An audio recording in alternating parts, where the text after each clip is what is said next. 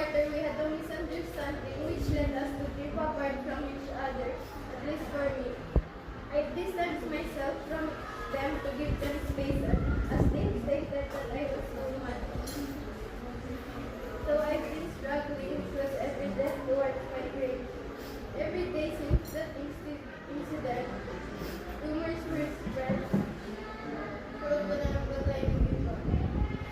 Despite these rumors, I still can't bring myself to hate or despise them.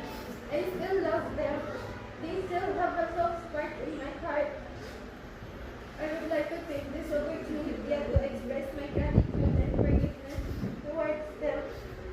I hope in the future, if we were given a chance, let us clear there and make back each other.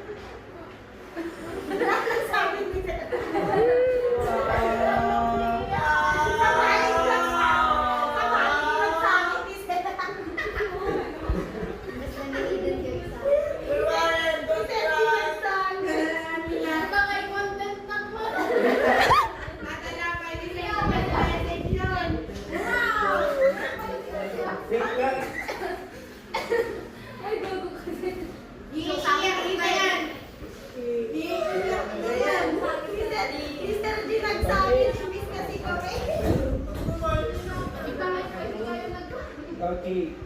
Tell you honestly, relate kasi ako. Yes. Bigla.